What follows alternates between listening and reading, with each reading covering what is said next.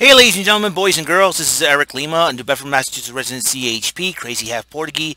I'm telling you that you are watching another video episode from my pilot mini-series, which is bridging the gap during this holiday season in between EML-77 TV, which is second season of my YouTube saga that I completed, into the new third season of my YouTube saga that will be known as WEML-TV Channel 77, the YouTube station identification of yours truly. This is the Bridge Up. This is episode 42 of the Bridge Up. Let's get going. It's Monday, December 21st, 2020. That's right, 4 days before Christmas. That's this Friday. Hope you guys are having a wonderful, wonderful week. I know a lot of us, been going through some rough times. Obviously, 2020 has not been the kindest year for all of us, obviously, and a lot of people know how, a lot of people know how know how it feels and everything else, and a lot of things have happened in this time, and I'm not going to go into any details of what's going on with me as far as outside of YouTube is concerned and everything else, but let's just say this, because I want to keep myself safe, and not only that, there's a lot of internet trolls that have been harassing me over the summer and all that good stuff, so, but I'm not going to get into any detail about that. Just, I'm trying to move on from that situation. Let's go and let's get to it, all right? And then when the time is right, I will tell what's been going on during this Christmas, this holiday season. So, right now, I'm going to try to stay positive. I'm going to try to do, keep it on the happy side, all right? As you know, my New England Patriots have been eliminated from the playoffs, and with a loss to Miami, 22-12, and it was just a matter of time where New England needs to chill out and rest. And you know what? They've worked so hard for the past 20 years. Yeah, you got no Tom Brady anymore. So this is and I think Bill Belichick will probably finally sit down the off season after. I think we got a couple of games left. We'll see what happens. This is the first time ever. I think this is the first time we went below 500 for the very first time in 20 years. So this is since 2000, so it's been a long time. So you get down back to earth once in a while, and listen, 6 Super Bowls, many consecutive AFC East titles. It's a good thing, you know what I mean?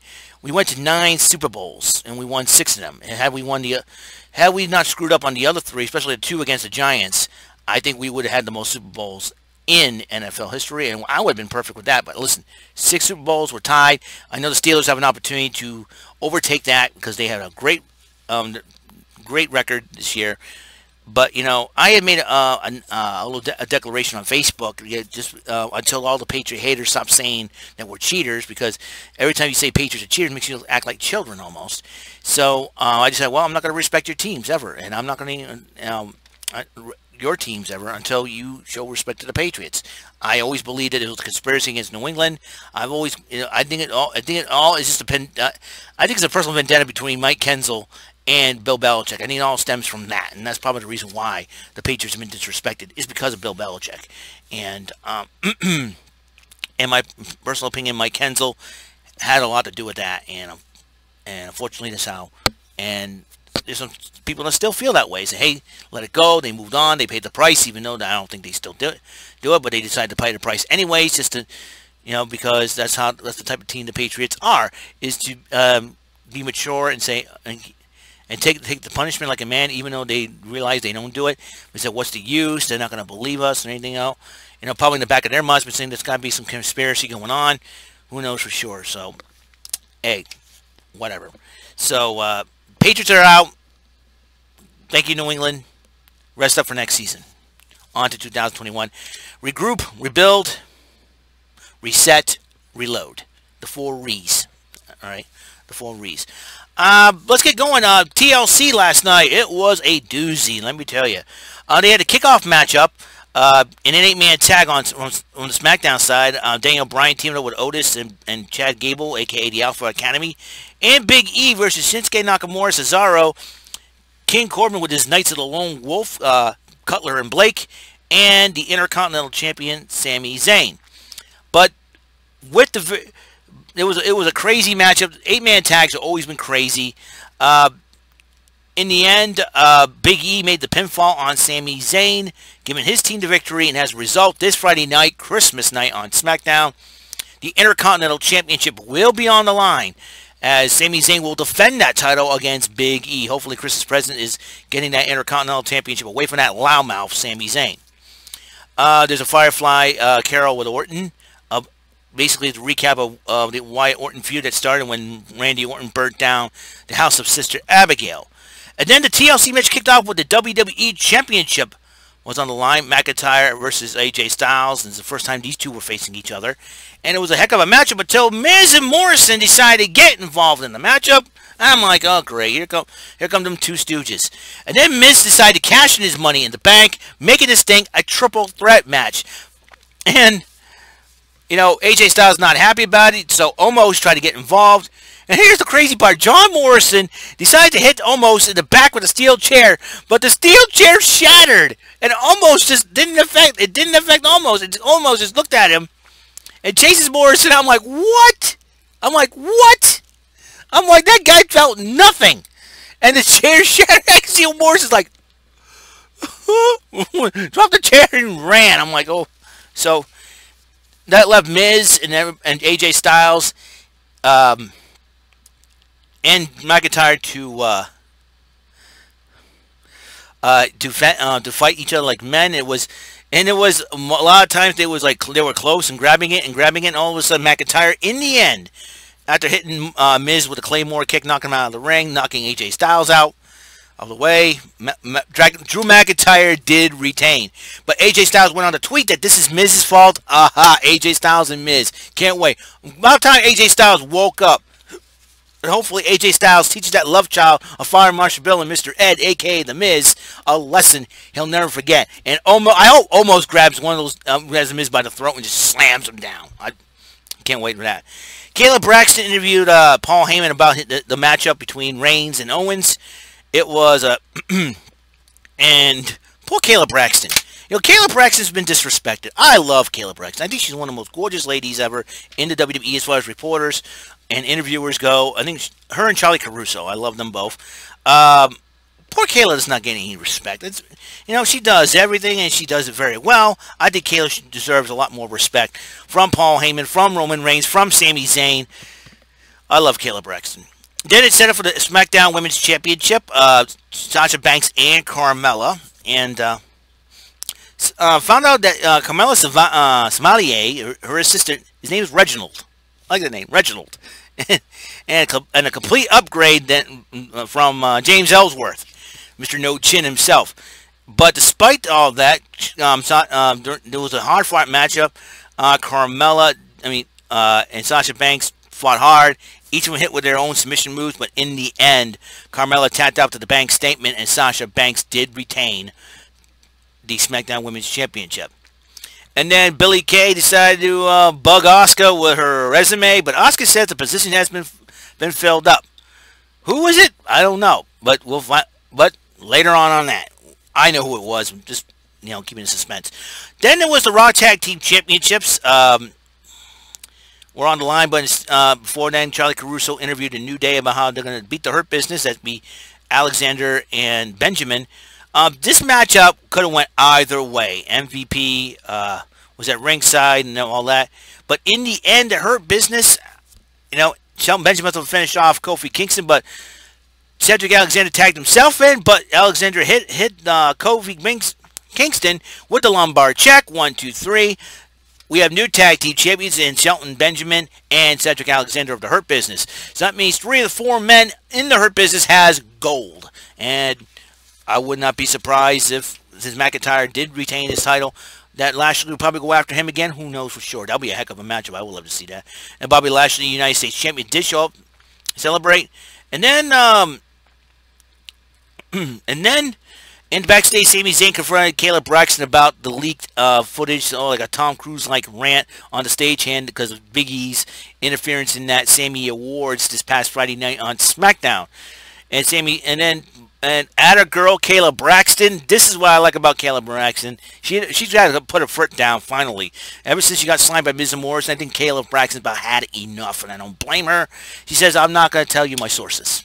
A reporter never does that. Smart girl, Kayla Braxton. She's cute. She's funny. She's gorgeous, and she's smart. I love Kayla Braxton, and she's got more curves than a winding road. Let me tell you. Anywho, so that would be. So, anywho, I digress. We move on. The Women's Tag Team Championship, and Asuka says the position has been filled. Nia Jax, Shayna Baszler showed up, and then Asuka showed up. Asuka's got this smile and the confidence, and then she says, here's my partner.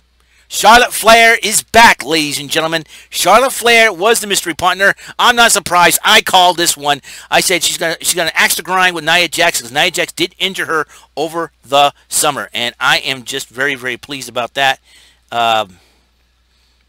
I'm very pleased about that, and I'm just really, really happy that Charlotte Flair is back. There could have been Ember Moon, it could have been Io Shirai. I would have loved to see Io Shirai. I would have loved to see Io Shirai part of that tag team. But and I'm thinking the Empress and the Queen, they'll come up with a tag team name. Why not? So I think I'm sure they'll join forces a while until Charlotte feels in her mind, I'm going after the Raw Women's Championship, but that allows the Women's Tag Team Champions to be on all three brands. So NXT, heads up. That could make it with Asuka and Charlotte allowed to go into NXT. That makes the women's division even more greater. And I would not be very surprised if we could see a one-on-one match with the Asuka and Io Shirai, or Asuka and Io Shirai teaming up with Charlotte. Who knows for sure? I suspect a lot of cool things can happen in that department, because despite that, Charlotte Flair did hit Nia Jax with a natural selection, pin the cover to count. We have new Women's Tag Team Champions in Asuka and Charlotte Flair. Like I said, now they're going on all three brands. I think I got my hell myself on that one, but they won the tag team titles, and that gives Asuka 2 belts and Charlotte the 4th woman, I think, to achieve the Grand Slam. Bayley was the first. Asuka was the second, Sasha the third. Now, 3 of the 4 horsewomen of the WWE, Banks, Bayley, and Flair, are now Grand Slam champions. Becky Lynch is just halfway through that mark, and once Becky Lynch does come back, I would not be surprised if she decided, well, I'm going to go to NXT for a while and challenge from the NXT Women's Championship. Becky Lynch versus Io Shirai. That's another. Let's say if Becky Lynch is done with the maternity leave and decides to come back. I think that's a future WFW Thoughts episode, if there ever was one. That'd be wonderful to see. Meanwhile, Big E and R-Truth were getting a chuckle. Big E and R-Truth, get those 2 guys together. You talk about a new version of New Day. I'll tell you what. If you get Kofi, Xavier, and Big E, if you get a 4th member, R-Truth would be perfect, because R-Truth always brings the funny. And they were giggling how of the Sami Zayn's reign, and Sami Zayn was upset.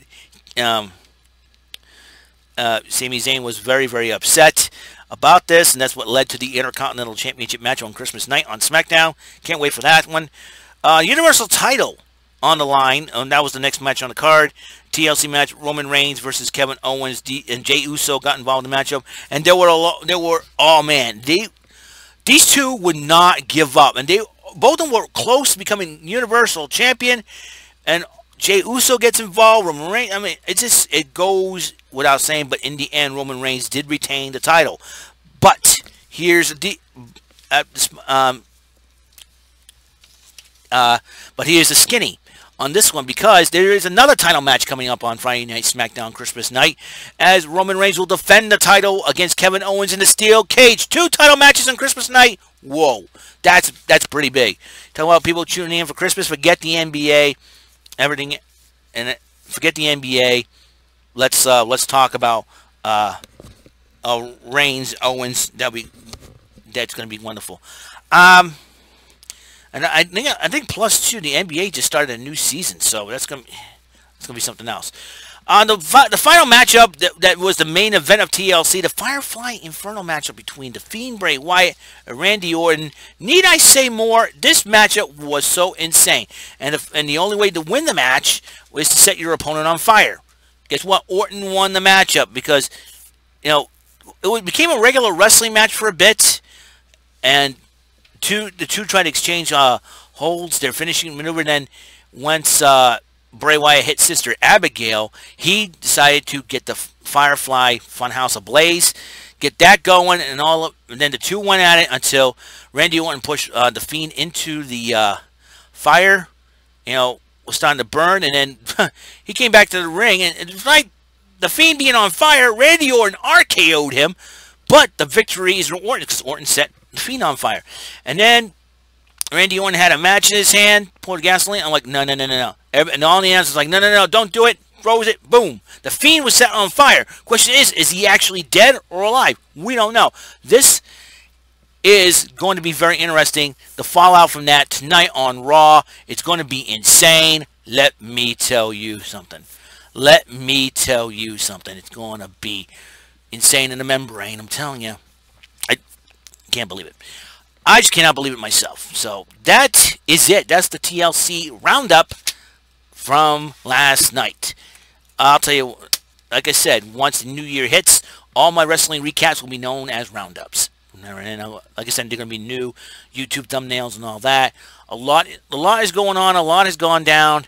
I'm hoping that tomorrow we will do something about it. Not tomorrow. Next year we will make. Like I said, the changes will come next year once it starts here on YouTube. I'm excited. Don't know about you guys, but this is going to be very interesting to see what happens tonight on Raw. And we got AJ Styles upset with The Miz. Blaming The Miz because that's why he didn't win the title. So AJ Styles and The Miz, two loudmouths, but you know what? I'm siding with AJ Styles. Why? Because The Miz looks like a love child for Marshall Bill and Mr. Ed. Miz is all about himself. Yeah, he's got a hot wife. He's got two daughters. I gotta respect that, him being a family man, but his ego, Miz's ego, has really gotten himself into trouble this time with AJ Styles. Can't wait to see that, Matt. Can't wait to see that confrontation. It'll be very interesting. All right, then. This is episode 42 of The Bridge Up has been complete. I will see you guys on the next episode, episode 43. A little Raw recap, and it will be the way it has to be. All right? I know a lot of you guys are concerned with what's been going on and all that, but I'll be fine. All right? I'm fine. I'm good. And gotta stay strong. Mentally, I gotta stay strong, stay tough. All right. See you guys later. You guys have a wonderful day, and peace.